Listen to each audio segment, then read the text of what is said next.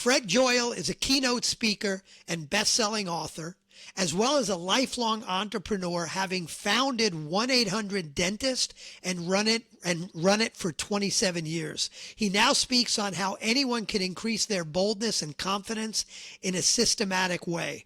His book is called Super Bold: From Underconfident to Charismatic in 90 Days. Fred and I met at an event I spoke at, and I guess we took an Uber on the way back to the airport, and I know you were heading into the city, so I recommended some good plays, and that's how we got to know each other. But Fred, welcome to the show. Great to be here, Mike. Yeah, and it was a good start to the relationship because you teed up a couple of good Broadway shows for me to hit, and I hit them that very same weekend. Beautiful, beautiful. Hey, I'll start the way I always start, with a question about the leadership team. Fred, from your experience, what do you believe is the one most important characteristic of a great leadership team? Is that no one feels the need to edit themselves or to dominate the conversation, and in a meeting or a situation. It's not about attention for you. It's about what's the solution for the business. And a corollary to that is a team that is using the core values as a lexicon for how you approach things. What are our values, and is this new project we're starting on, or this new feature we're adding, or this new pricing model, is it aligned with our values? And so a team that uses that as a shorthand really gets things done much faster, and also they're fulfilling the core values. Yeah, I love that. So often companies come up with, we're going to do our mission, vision, values because some smart coach or consultant told us to do it. They do it, they put it up on a wall. Maybe they introduce it with some big fanfare, and then they never talk about it again. Or maybe it's on some BS annual performance review where people see. But to your point, I think when people use, whether it's values or purpose, I like to say purpose rather than mission, whether it's values or purpose, to use those when you're making a decision. Should we go left or should we go right? I don't know. What would be more consistent with our values? What would be more consistent with our purpose? I love that. So I'm with you. I'm aligned on that. So we're going to talk about boldness, obviously, today. Yeah. I guess the first question I have for you is, boldness is not the typical topic that we talk about. I can't say I've had anybody else on the show in my 120 some odd episodes, and we've talked about boldness, so it's unique. How did boldness become important to you? I think because of the profound impact boldness had on my life, because I was a very introverted person growing up, and I missed out on so many opportunities that it went beyond frustrating to actually angering me. And I thought, I have to do something about it. And I started to teach myself to be bolder, despite how uncomfortable it made me. And what happened was all sorts of positive, unexpected things started to happen. And so it created this new feedback loop. Instead of being hesitant, instead of being afraid, instead of fearing rejection or embarrassment or being laughed at or failing, I started to just go in, not even sure how it was going to go. And just amazing things started to happen. And this all sprang from watching other people that I thought, oh, they're bold. They must have been born this way, because nothing stops them. Oh, they certainly don't stop themselves. They wait for somebody else to try. And I thought, well, at first I thought, oh, they're a show off. They're an attention addict. And that's all just jealousy, right? When you think that stuff, that's, you just are resenting them for enjoying their life and not inhibiting themselves. And I thought, I got to let go of that judgment, and I want to discover what they have. And what happens is you create your own boldness. Not everybody becomes, the life of the party, but what you do is chase your dreams. you're not the one keeping you from getting to your dreams. And that's the essence of a really super bold life. So is boldness, is it about being a risk taker, or is it more than that?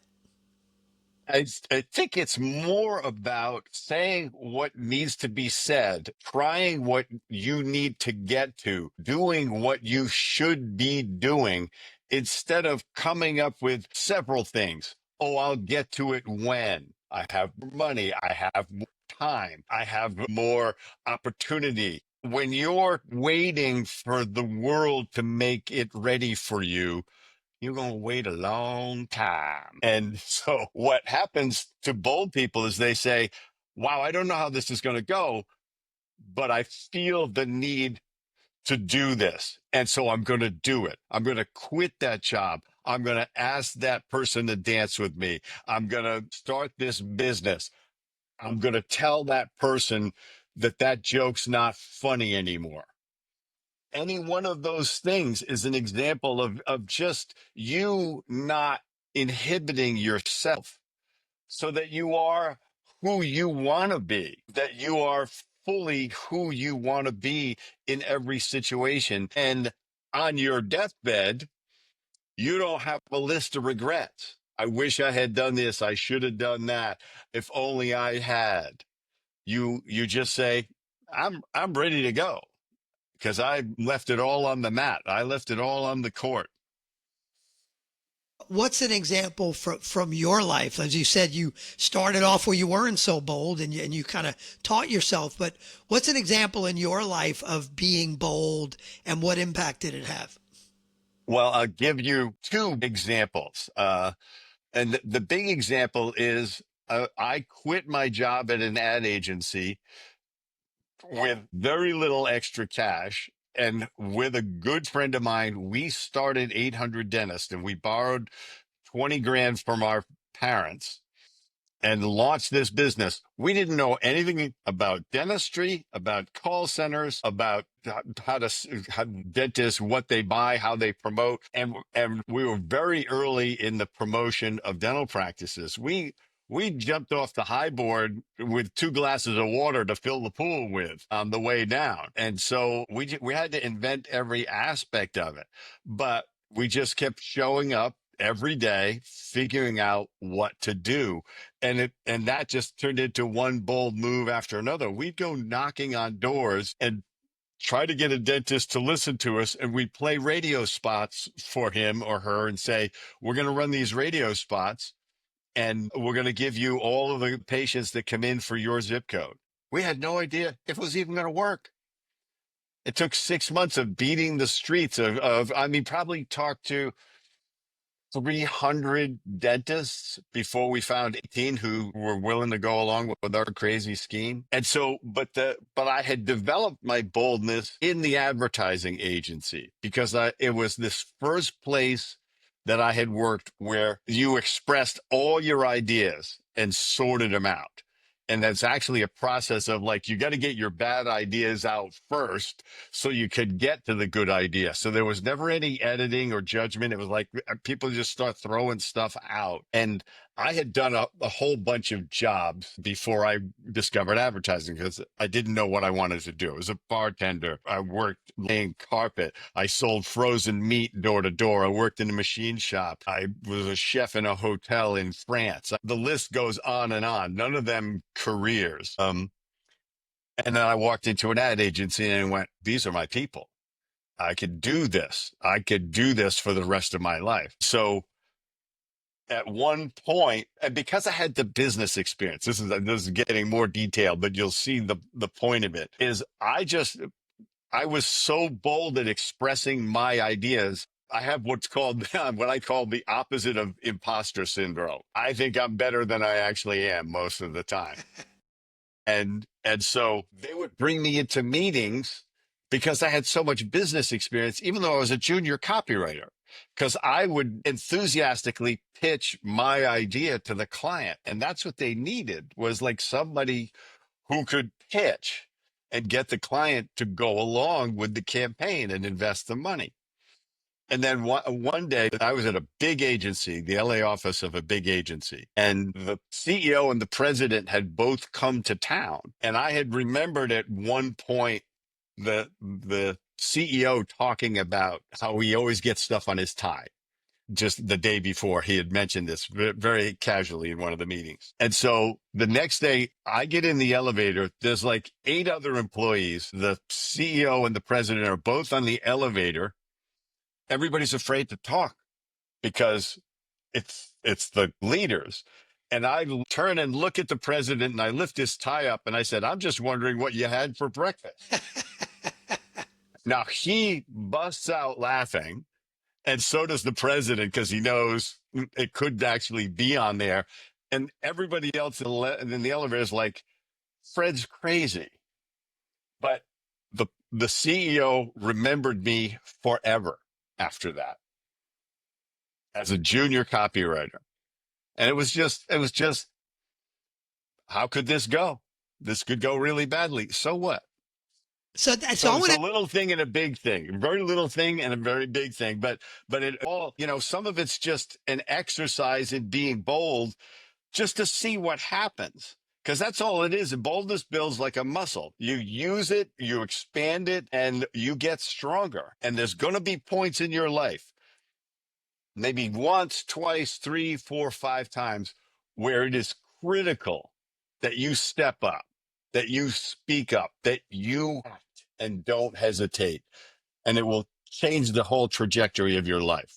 See, here's what I'm curious about, and I'll give you a little example, and then I'll ask the question, because you may say I gave this person bad advice, and maybe I did. So a number of years ago, I've mentored a number of coaches in my life, newer coaches, and I remember talking to someone who wanted to get into coaching. They were doing zero coaching, wanted to get into coaching, and they were ready to quit their job like tomorrow, join this coaching organization I happened to be a part of, and they were going to get into coaching. And I thought of my experience getting into coaching, and it took a little while. And man, if my wife wasn't working and I didn't have a few pennies in the bank, and it was probably literally a few pennies back then, but if my wife wasn't working, like, we would have lost the house. We wouldn't have been able to pay the mortgage because I had some years of difficulty. So this person's about to quit their job and go into coaching. And I said, if you don't mind me asking a personal question, how many months of expenses do you have in the bank right now? And he said, I've got 2 or 3. I said, I can't make a decision for you, but you may want to think about whether you want to quit your job so fast. Now, quitting his job and getting into coaching, that certainly would have been a bold decision. You doing 1-800-DENTIST saying, we don't know much about dentistry or whether this is going to work, but we're going to do it. So it brings me finally to my question, which is, how do you know where that line is between boldness and just a bad idea? There's really that's such an interesting way of analyzing it because there's bold and there's stupid. Okay, it may be bold to ride a motorcycle without a helmet. It's also stupid. Okay, unless you're an organ donor, in which case we appreciate it. But that sounds very callous. Be careful if you're riding a motorcycle and wear your damn helmet. I have friends who have lost their life and are injured on a motorcycle. That's why I talk like this, paralyzed on a motorcycle. So that's not bold. That's the risk taking without calculating the downside. But then the thing is, if you really want something and you're hesitating, you find yourself hesitating. Now, it's not physical stuff. It's like, uh, an achievement. It's like, if give myself a way out, then I won't do it as hard as I need to. So I come down 2 ways on this, Mike. To me, I think there's real power in burning the boats in the harbor, okay? Letting the door lock behind you. So you got to figure it out. But if you've got responsibilities to other people, then you can't be all gas and no brakes. So you've got to say, if this doesn't work, what do I do? What's my next bold move? How do I fall back without falling all the way down? So to me, it's like it's always this thing. But if you're hesitating about speaking up, about apologizing for something, about giving somebody the feedback that they need, and the one of the key examples I use is a good friend is always great to hang out with. A great friend tells you when you're off course, tells you when you're missing out. Like, dude, you're not spending enough time with your kids. Buddy, you're not managing your money right. You're spending money like a drunken sailor. And I love you and I want to see you. I know you're diving towards peril in your life here. That's a great friend, because a great friend is bold enough to call you on your shit and tell you when you're off course, whether they're right or not. They'll say, look, I got to tell you this, and I might be wrong, but I can't sit on this. But a good friend or a good acquaintance just goes along and says, I don't want to rock the boat. I don't want to upset him. I don't want him to think I'm being nosy. You know, but sometimes you got to speak up. And by the way, you say a good friend. I think everything you said applies to a good leader or a great leader, right? Yes. I mean, I've been so frustrated sometimes by leaders who have a member of their team that is just not as productive as they need to be, or they're not living the core values that you mentioned earlier. And they can go, let alone days and weeks, but months and quarters and sometimes years, and not open their mouth because they're somehow afraid of the difficult conversation. Well, being bold and saying, hey, you got to give people that direct feedback. I've had a leader that had to tell someone that they had bad body odor. That's a tough thing to tell somebody, Yeah. but pretty important. You have to tell them. Is it kindness to not tell them? Is it helping your company? I mean, that's one of the key applications of boldness as a business leader, is giving feedback before it's overcharged with emotion. Because it builds up so much that you just go, you are always late, which is not true. They are often late enough to make you really angry. A bold leader says, I can't help but notice that you're having trouble getting to work on time. Why do you think that is? And how can we fix it? That's bold feedback. And when you're bold, you learn how to talk too, because you level off the appropriate emotion to the conversation. You are in charge of your emotions. I heard somebody say this and I thought, what's the most powerful skill a leader can have? And the answer was unusual. He said, emotional regulation. Being able Interesting. to control your response, to not be reactive, but to say, what am I looking for as a result? And manage your words and your level of emotional intensity appropriately for the result, rather than the barfing of your tension, irritation, frustration, anger. That obviously applies in your personal life too. But there's also the other side of that, which is just as important, is you have to be bold enough to ask for feedback, to say, yeah, praise is nice, but critique is useful. Tell me what's wrong with this. Tell me where I'm off course. Tell me how this could be better. How could I be better? And it's so the two sides of feedback both require boldness, and they make a profound difference as a leader when you master them.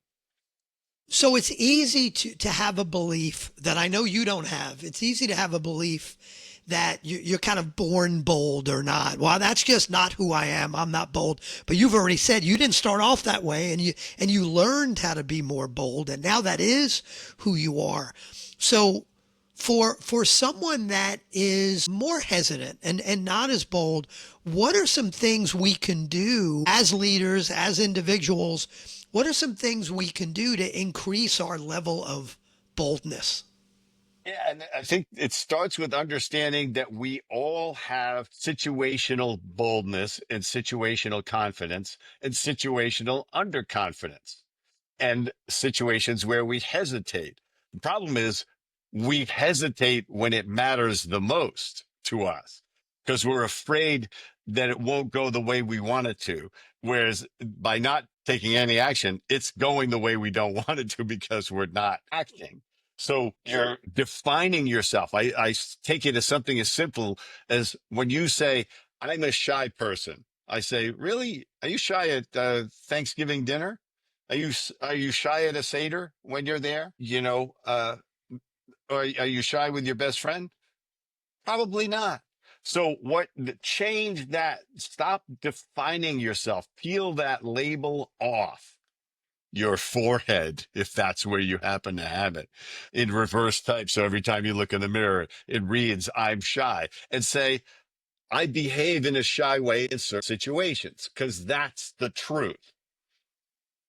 And what you want to do is expand that comfort where you're not shy, where you have situational boldness instead of situational hesitation. And and like I said at the beginning, boldness builds like a muscle.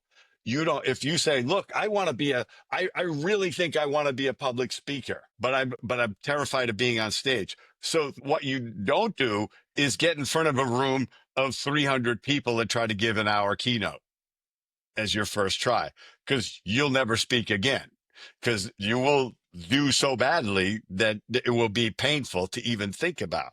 So you go to Toastmaster and you have to do a 5-minute talk. That's it. And everybody sucks in the room. And they are there to get better. So they're there to critique you and support you at the same time. Now that's public speaking. Let's say, oh, I just want to be able to be more comfortable just speaking to people. So talk to a stranger every single day, just wherever you are. Talk to the person in front of you in line at Starbucks. Talk to somebody in an elevator. I talk to people every time I'm in an elevator. I talk to people.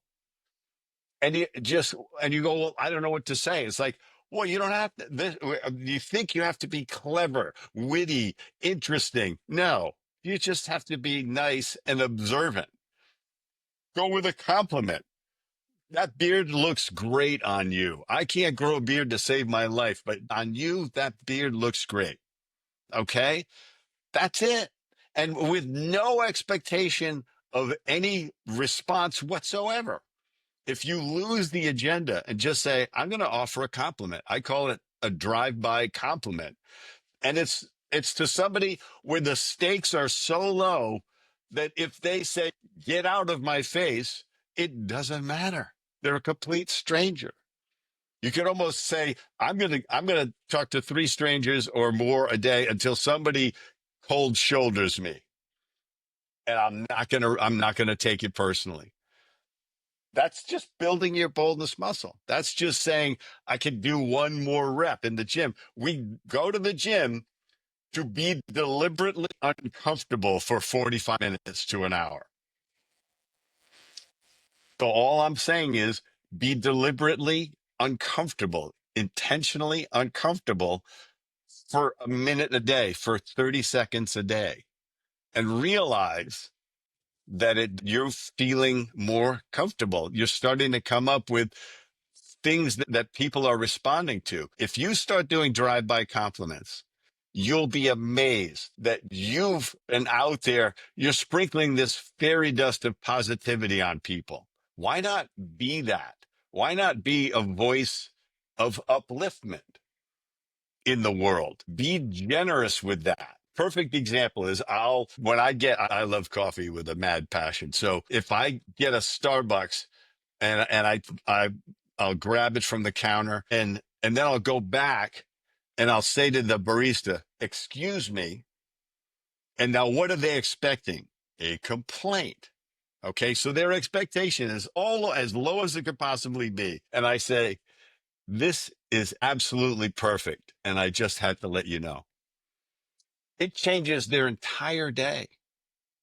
You see it on their face.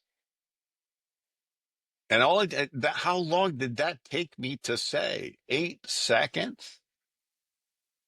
And you start to do that and you say, this is who I want to be. This is the real me coming out. All I want you to do is bring your fullest self to the world, because you're depriving the world of you when you do this hesitation and inhibition and self definition of, oh, I'm an introvert. I don't like crowds. I don't like people. People don't find me interesting. All this horseshit we tell ourselves so articulately over and over again. So you've just inspired me. I'm absolutely going to do what you just said the next time I'm in a Starbucks. And because I mean, it really is such an easy thing to do. Yeah. And you just know exactly that they expect a complaint. So I love that. So I heard two things out of what you said in terms of activities people could do to be more bold. One is rip that label off, reframe. And you're not a shy person. You're shy in this situation. You're not indecisive. You're indecisive in these situations. So one is about reframing and not labeling yourself. The second is building muscles, taking the small steps, the drive-by compliments being an example. What else? What else could we do if we want to start building that boldness muscle? It comes down to finding times when you're saying no to fun, which is a really bizarre thing that people do all the time. Like people say, come on, we're going to go sing karaoke. And you go and they say, come on up. You can sing backup. And you go, no, no, no, I have a terrible voice. And you say, like, did you hear the last guy? He's having the time of his life because he loves this song there so much, and he's going and he's putting us through his off-key singing of it, but he's enjoying himself. Why are you saying no? So find those little places where you think you need to excel when actually you just need to participate. People will love you if you get up and dance. My business partner is a wild dancer. It's hilarious to watch him, but it also looks like he's really enjoying himself as he does it. And so people can't judge him negatively because it's like he's enjoying himself. Well, I could say he's not a balletic dancer, or he's never going to back up J Lo on stage. That doesn't matter. It's like, why are you forcing yourself to be a bump on a log? Or, why are you choosing to be the wallflower? Speaking of the wallflower, that's another little boldness exercise. Whenever I'm in a room and I see that person who used to be me, by the way, who is looking at the record collection or the books in the library, or examining the artwork while everybody else is talking to somebody, I go right over to them and I start talking to them. And what happens is they start to open up because I just probe. I want to know who they are, what matters to them.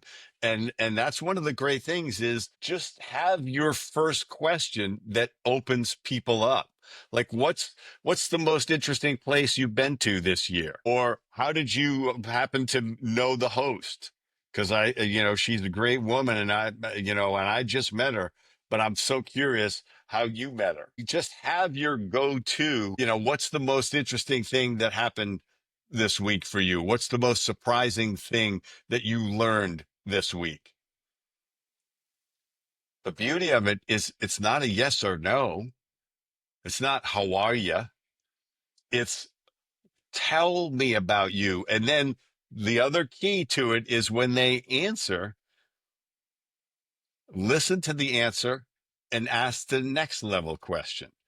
Oh, you know what? The most interesting thing to me is, like, I actually finally decided to go buy a car, and they would charge me so much for the car that I actually left the dealership. And I was pretty proud of myself for not just letting the sales guy talk me into it. I said, oh, yeah. So what kind of car do you want? Have you thought about buying the used version or doing a swap a lease on the car? And just ask questions. This is, people think they have to be interesting in situations. And all I have to be is curious. And if you're not curious about people, that's your problem. That's not their problem that they're not interesting. It's that you have built up this shyness wall that you say you're not curious about people. We are all social animals. We are not rugged individualists like everybody thinks Americans actually are, which we're not. One of the interesting things about what you're saying is, initially we started the conversation, I think, of boldness. And if I'm more bold, how is it going to impact me? We think how it's going to impact the individual that is hesitating to start a business or make that decision or ask that person to dance or whatever it is. But a lot of what you're talking about is more about how you're impacting other people, and it impacts you too, but the drive-by compliment, the wallflower going and talking to them, it's more that boldness is not just how it impacts you, it's how you can have greater impact on others. And a more serious example, because I talk about the the situations that are come up that if you don't act, that is a regret you are going to drag all the way to your deathbed. And the example I like to use, because this happens so often, is when you're at a funeral and they say, does anybody want to get up and say something? And I have been at so many of those where nobody will speak. So what I've learned to do is get up and be the first one, because people are playing this thing in their head. I don't know what I would say. What if I cried? What if I choked up? It would be so embarrassing. What nonsense to be telling yourself. This is your last chance to say how you feel about this person. It is not a performance that you are going to either get an Emmy or an Oscar for. It is not a speech. It is an expression of how you feel. So I'll get up and I'll talk and I'll say, now I'm usually prepared to say something, but what I do is I pour out my heart. I say something funny. I say something deeply touching. And invariably, by the time I'm done, I'm completely choked up. And it gives everybody else permission. And before it's over, 10 people have gotten up and said something. And 10 people left that funeral going, crap, I should have said something. And I don't want people to be that, because that window is going to slam shut. And so you got to seize the moment. This is a really important point. So I want to make it when it comes to boldness is people say carpe diem, seize the day. But here's the reality. Most opportunity and the most important ones, the most crucial ones in your life happen in a moment.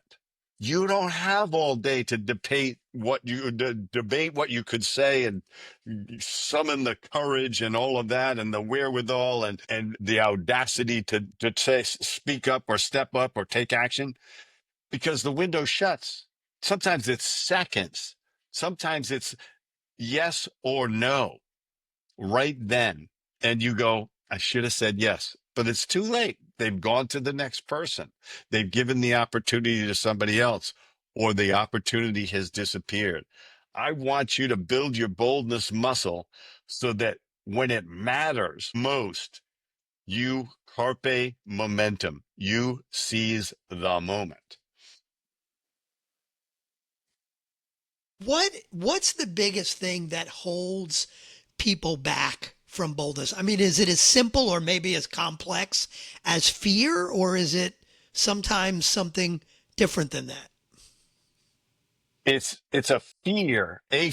It's not fear itself. It is a specific fear, very often of being embarrassed, or it's a fear of being rejected.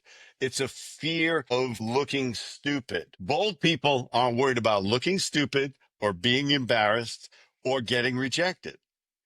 Those three things don't affect them. They say those are choices I choose not to make. My favorite story about that embarrassment concept is a good friend of mine. She's a great public speaker, walks on stage. She's on stage for about 10 minutes, hooks her high heel in a seam on the stage and snaps the heel right off. And there's a gasp in the audience, and it's all the women, because this is horrifying. And she looks down, kicks off her shoes, and says, well, I guess I got to start spending more than $30 on shoes. She made a choice not to be embarrassed. And the net result, she owned that audience because they all went like, I would be so embarrassed. She said, I'm not embarrassed. Don't be embarrassed for me. And she just did the rest of the performance barefoot. But she showed them, I'm a human being. Stuff like that happens. I choose not to be embarrassed. And that's the thing. Rejection is a choice. Embarrassment is a choice. Feeling dumb or stupid or not smart enough is a choice.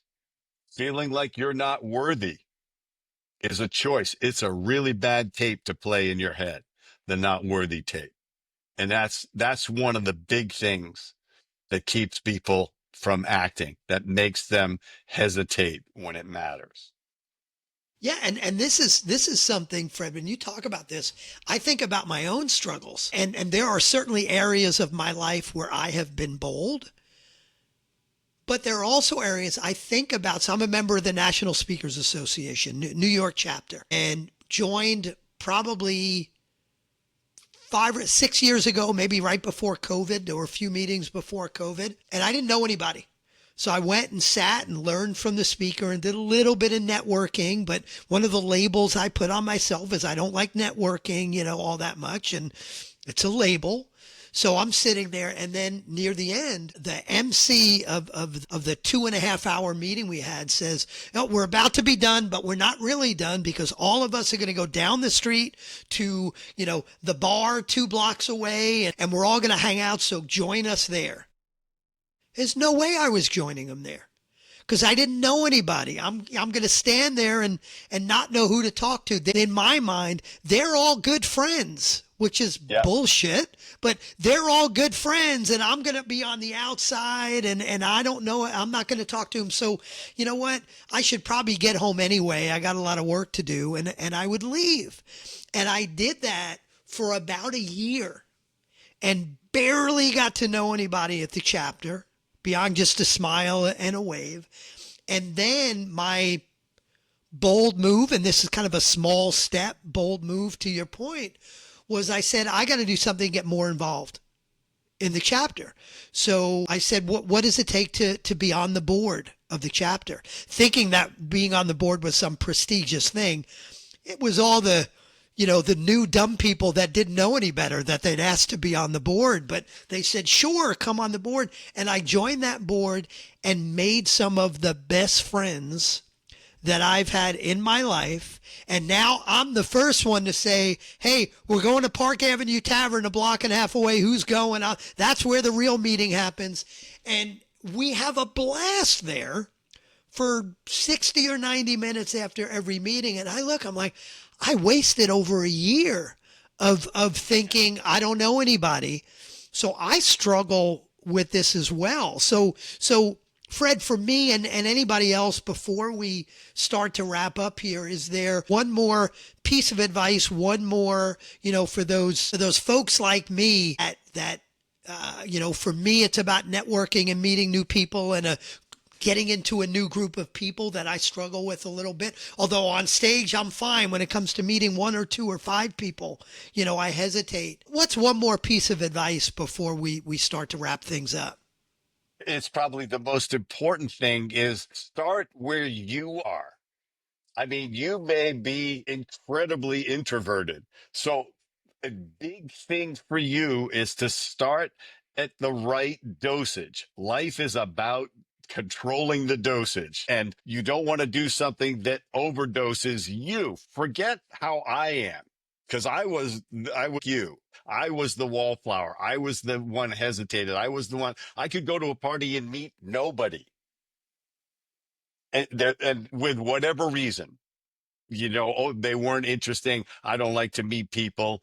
The reality is, you meet one interesting person at a party, that's a home run. Go deep on one person, but it's control the dosage from where you're at. I coach bold people all the time who say, I'm bold, but I don't know how to do it systematically. I'm sort of randomly like that. But then there's times where I hesitate and I said, yeah, when it matters. And they went, yeah, exactly. I said, so I can help them expand their comfort zone from how wide it already is to where they want to be. They say, because you can always become bolder. I'm on a lifelong journey of becoming bolder. So be truthful with yourself about where you're at and start where you need to start to be uncomfortable, but not so uncomfortable that you retreat into your shell. So if you're a total closet case with introversion, you need to just go out and smile at people. Smile at 5 people a day. And don't worry if they smile back, because some won't. Don't worry about it, because you have no idea what headspace they're in. Just smile and keep moving. I do it all the time, just for practice and also just to see what people do, because the strangest people will just speak to you. I remember I'm going on a bike ride in my old neighborhood, and I would always be on this bike path. And there'd be this guy who's walking, cowboy hat and stuff like that. He saluted everybody that went by on a bike. And I thought, that's a really fun thing to do. Um, but he didn't decide whether you were going to salute him back or not. He wasn't expecting a salute. He was just doing it. So with anybody, control the intensity of the experience so that you're uncomfortable, not forced to retreat farther back into your shell. You want to, just like with exercise, you're trying to get in shape. You haven't exercised in 3 years. Don't try to bench 200 pounds. You're just going to crush your chest cavity. Start with what is difficult, but doable. Love it. Love it. So it makes me think of that year that I didn't go and hang out with everybody after. I could have just said, I'm going to go for 10 minutes. And my guess is 10 minutes probably would have went to 20 minutes and 30 minutes because I would have had a good time. But it would have been an easier, small step for me to take to build that muscle. I'm gonna have one drink. I'm gonna talk to one person. That's the thing. Is like you say, I have trouble meeting people at events. Your goal: talk to one person. If that's too much, say one sentence to one person. If that's too much, smile at one person. And the next time, smile at 2 people. It's your journey. It starts where you are, but it can go an amazingly high level where you're just comfortable everywhere. And that's really the goal, is to choose action every time instead of hesitating and missing that opportunity. Now, you got lucky with the National Speakers Organization because you had a year. Never mind carpe diem, you had carpe annum, right? It took you a year to seize it, and you managed to get away with it. So that's not a good example. like take your time. That's Yeah, not what I'm recommending. that Wait a was year till you're ready. that was a plead for help, Fred, not an example of what to do. And I think this is so important, back to the whole purpose of the show is leadership teams. You pointed it out earlier, is that this isn't just for you. It's the impact on the people around you as well. And I think on a leadership team, if people are bolder, if you're a member of a leadership team, being bolder is going to help you create. It's not only about making bold decisions, but it's also going to help, and bold business decisions, but it's what's going to help you create deeper, more open, more honest, more mutually beneficial relationships with the team members around you, the people you work with, the people you work for. So I think this is very, very relevant to creating great leadership teams. And just one more thing on exactly that is some people hesitate to collaborate because they don't want to be judged as their idea is not worthy. I'd rather work alone. It's like, yeah, but you and I know that collaboration gets an exponentially better result. So it takes boldness to say, I'm going to be uncomfortable collaborating until you realize the benefit of it. I just shot a video yesterday. I shot 3 videos and I was talking to my brand builders coach, and the old Fred would have said, I'm not going to show anybody. I'm just going to put it out there and hope it's okay and hope it does what I want. Instead, I said, tell me which one of these works better and what's wrong with each of them. And what happened is the third one, she went, it's that one, which, by the way, wasn't the one I was going to run. But I just asked, I worked with somebody that was there to work with me. So that the boldness to collaborate is just one more incredible breakthrough team behavior. Fred, if someone hearing this wants to be bolder, that I get it, this is important, maybe I need some help. How do you, I know you do some coaching, you do some speaking. Obviously, you've got the book, Super Bold. What are some of the ways you work with people, you work with clients? So I have a book called Super Bold, not about football. It's got a D at the end, and that's on Amazon in hardcover. And it's me reading the audio book, and there's a Kindle version of it. It's the last third of the book is exercises, boldness exercises that start pre-verbally and work all the way up to some crazy stuff that you do gradually, but you challenge yourself, you know where to go next. So that's one way is with the book. If you have an organization and you say, I really wish my team were bolder. I wish my sales force were bolder, because prospecting takes boldness. Closing takes boldness. Talking about the competition takes boldness. Anybody can be better at sales if they dial up their boldness. So I'll coach a sales team. I've done lectures for a whole organization, and they said, all right, the theme for next year is going to be boldness, and the whole team, every department gets behind it, and they have weekly meetings saying, what's our bold goal? What's the bold action the team's going to take, whether it's accounting or marketing or HR. And so I love working with companies. And with high level executives, I'll do individually coach some of them, but they got to be coachable. They got to, if I find that they're not stretching themselves, they just want me to fix everybody else in their organization, and I know they're the problem, then I'm just going to say, you're the problem. When you want to work on you, that's when we'll work together. So obviously, if they want the book, they go out to Amazon. If they want to know more about you and your speaking and your coaching, where should they go? FredJoyal.com, Joyal, rhymes with royal and is spelled like it. And you can see my speaking page. You can actually get links to buy the books there, download the first chapter. Can even download the boldness exercises if you want to just start doing them, go crazy without even understanding the principles behind them. And you can watch a couple of lectures of mine. There's a couple of quick videos as well. So the website is robust with stuff, and it's how to connect with me. Beautiful. Well, thanks so much. I always say, if you want a great company, you need a great leadership team. Fred, thanks for helping us get there today. My pleasure, Mike. Always great to have these conversations with you.